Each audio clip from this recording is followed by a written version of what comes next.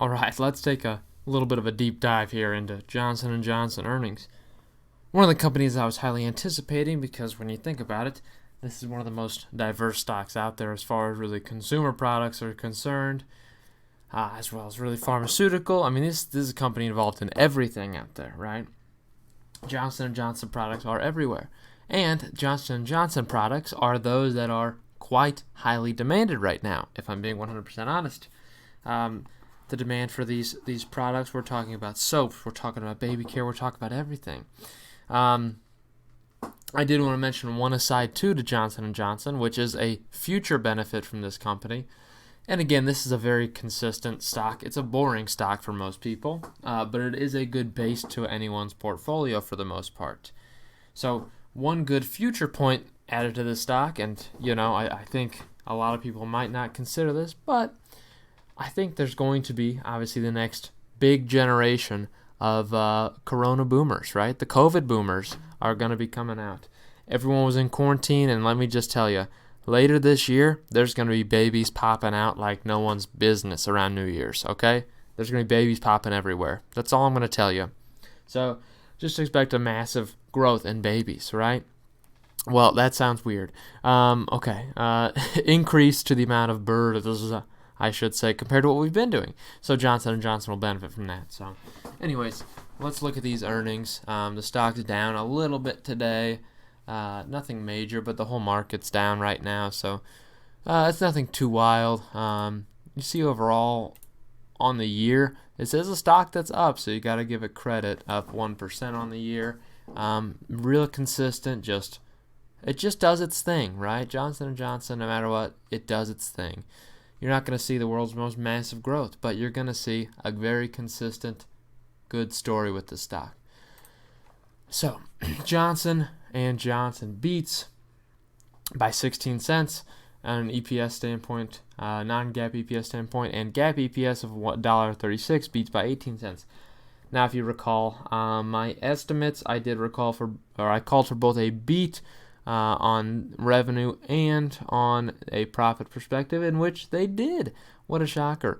Revenue, they expected to decline massively. They wanted a 15% decline, and I thought there was no way that was going to happen. So they did show a 10.8% decline year over year, but that was still a beat by $610 million.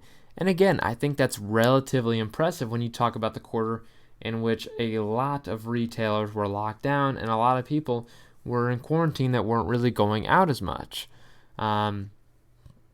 So, honestly, if you look at it that way, I think it's a pretty good quarter. Only see a 10% decrease, really. Now, you would have liked to see a lot more products shift to online sales for the most part, but you know what? It's all right. It's a good quarter for just a consistent stock. Consumer health revenue of $3.3 billion versus a consensus of 3.54, which they felt like mentioning. Cool for them. We look at the more fine details. Consumer health down 7%. Pharmaceutical, though, saw a 2.1% increase. And medical devices saw a 34% decline, which is where a lot of that comes from. That's not a shocker at all. See that 44% decline, you kind of expect it. We talk about hospitals not needing the equipment. There's a lot of hospitals that don't have the funding right now just due to the current pandemic. People are, they're laying off employees because they've been, they've dedicated sections of their hospitals to patients of the coronavirus. And guess what? They haven't had the number of patients they were told that zone off for. So they've been laying people off and not buying as many medical devices, and people haven't been able to go out and buy the medical devices. So there's kind of been a turn away from most traditional diseases and afflictions, and we're focusing more on one right now. So that's really where that comes from. As far as key product sales, Remicade down 15%, Simponi down 3%, Stelara was a 9% increase. Tremfya was up 45%. That's cool. Edurant up 22%. Prezista down 4%. Darzalex up 16%. Invega saw a 7% increase. And Burica, big one for them, up 17 or 14%, I should say. Zytiga down 18. Xarelto, another big one for him, up 1.7. Opsummit up 16.5. Travi, I don't know how to say that one, up 39%. Invocana saw a 1% increase, and Procrit saw a 25% downward movement. So, you know what? What can I say? That's just on the pharmaceutical perspective too. So, I mean, overall, they get a lot of their money from just their normal consumer health products as well. But pharmaceutical is still the major part of the business. Net income was down 35% year over year, which is definitely a big decrease. And it's not something that's unexpected with all of the health concerns and really precautions that people have taken place as far as these production companies are concerned, and really supply chain and logistics. Not unexpected to see that decrease. EPS fell 35% as well. Nothing crazy. They do give 2020 guidance, though, which is, I think, why this stock is not getting hammered that hard, right? It's actually performing pretty well.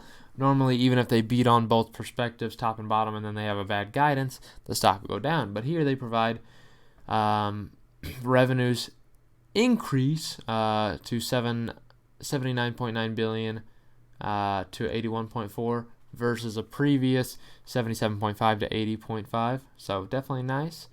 Analyst expectation was 79.7, so therefore a beat on guidance there. And from a non-GAAP EPS perspective, they're expecting 7.75 to $7.95 versus $7.50 to $7.90 before. So a little bit of a bump in there.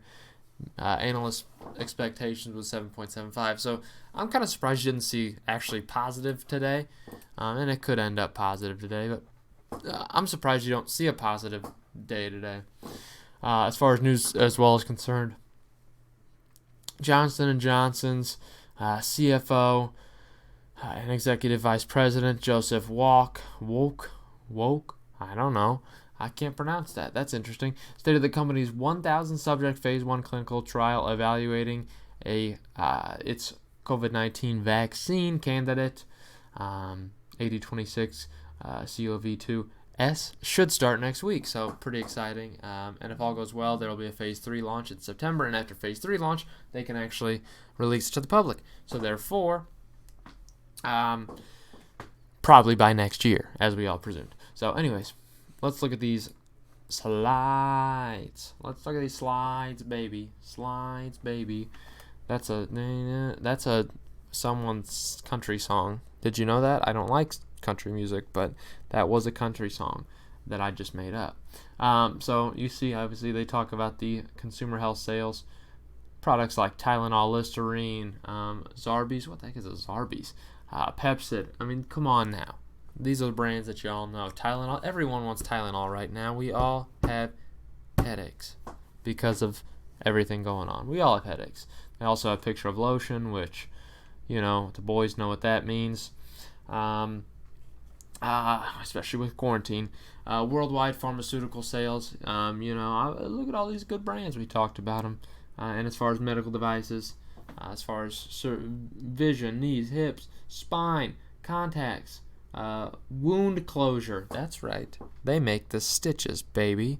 That sounded weird. I don't like saying that. I really didn't like saying that. So, agenda for the slides. Obviously, we see that from a regional sales perspective. You saw decrease in every segment from Europe, Western Hemisphere, and Asia Pacific and Africa. Definitely interesting how they divide their regions. But yeah, international down 13.4, worldwide down 10.8. Second quarter highlights here, as you see. You see all the decreases here from GAAP EPS, GAAP earnings, adjusted earnings, and adjusted EPS. Declines of 35% plus. As far as consumer health highlights and over-the-counter, you saw an increase primarily due to market and share growth driven by the virus. During our demand primarily in pain, Pepsid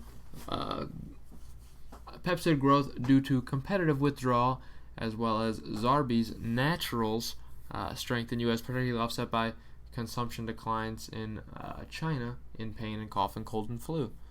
I think I added flu on there. Anyways, from skin and health and beauty, you saw a decline due to the impact. Obviously, most of it's due to stores being closed, right? If you're talking about skin and health and beauty, you think of companies like Bath and Body Works and, here's the deal, all right? I don't know what in the world, I don't buy makeup. Ulta Beauty, I just thought of one. Okay, but obviously the closure of all those, you know what I'm saying. What do you expect? Oral care due to the increase of Listerine. What can I say? You're going to need more mouthwash. If you're wearing a mask, you're breathing that stank breath all day. You want some fresh breath. Fresh breath, baby. So, baby care was declined due to baby center divestiture, SKU rationalization, as in less product, but particularly offset by the strength in Aveeno. Good for them. Women's health declined due to lockdowns, and wound care and other declined in Japan, and less sales in as far as wraps and tapes in the U.S. And when you think about wraps and tapes, obviously you think about sports. That's entirely where that comes from. So with less sports, schools not able to do sports, you're going to see less sales in terms of that. Makes sense, and just obviously sports in general. Pharmaceuticals, immunology, you saw growth. Infectious disease, driven by Simtuza. Good for them. See, I know everything about these drugs, right? I know about these things. You might as well call me Walter White. I don't produce them, by the way. Don't FBI, don't look into that one. Neuroscience, we saw some, paliperidone, long-acting injectables growth, due to Invega. It's growth. What can I say? From the oncology perspective, we saw strong sales of Imburica. Look at that, due to patient uptake and higher market share. There you go. Cardiovascular saw an actual decline, lower sales of Procrit. Sorry for Procrit. You saw a lower decline. Other areas you saw growth though. So from pulmonary hypertension, you saw a growth in Opsumit and Uptravi due to continued share growth. Good, just good for them gaining share. As far as the medical devices are concerned, as far as interventional solutions driven by negative sales, primarily are partially offset by double-digit growth in China. From orthopedics, from hips, obviously negative impact there. Knees, what a shocker, negative impact. Trauma, that's right, negative impact. And reduction in activity, what a shocker. What a shocker. Spine, sport, and other, what a shocker. Negative impact. What can I say? How many times can I tell you what a shocker? Plenty more. China. Okay, there's plenty more. From surgery, we saw definitely loss all the time in endocutters, biosurgery, and energy. And in general, negative impact from the virus. What a shocker. From vision, contact lenses, and other, declined because it was a lot harder to get really anything done in current times. And people are kind of just not wanting to bother. They don't want to go out there if they're high risk. They don't want to go out and get that new pair of glasses if they don't necessarily need it. They may not be doing it every 2 years because, well, if their vision didn't change, they don't want to bother with the current environment right now. I don't blame you. Adjusted income before tax, look at it. That's a big decline. It's a big decline. Big. So, obviously here they updated their, what should I say? They updated their vaccine results here. Everything going on as we talked about. In Q2 they paid $2.7 billion in research and development and $2.7 billion in paid dividends. to shareholders. Nice. You got to love that. But the goal obviously is going to be dividends and repurchases. They're not quite as high priority. Highest priority here is capital allocation and organic growth business needs, then free cash flow. Then they're worried about everything beyond there. Share repurchases are on the bottom tier. Their priorities are clear and unchanged. Debt on this company of $30.4 it looks like $1 billion. Net debt of $11.3 billion. No bueno, but that's as far as the main data you need to think about there. They gave some results, did a Q&A. I looked far and wide for that balance sheet, and this company doesn't want to give me it, so we'll look at it on Yahoo Finance. The most updated they have is from last quarter, so we're going to have to make that one work. I imagine it's relatively similar. So total assets in general on this company of $155 billion, and total liabilities of $93 billion. So all things considered, total stockholder equity of $61 billion. This company's in beautiful position, and guess what? They'll be continually paying out that dividend. If you look on your right side, you see diners, drive-ins, and dives. Anyways, that's my Steve Harwell impression. That's not Steve Harwell, but he looks like him. Guy Fieri and Steve Harwell are the same person. Didn't know if you knew that, but that's all I got for you today. Hope you enjoyed. Johnson & Johnson is a good stock to hold in your portfolio. I'm not saying you necessarily need to buy right now, but it is a good long-term hold for consistency. China.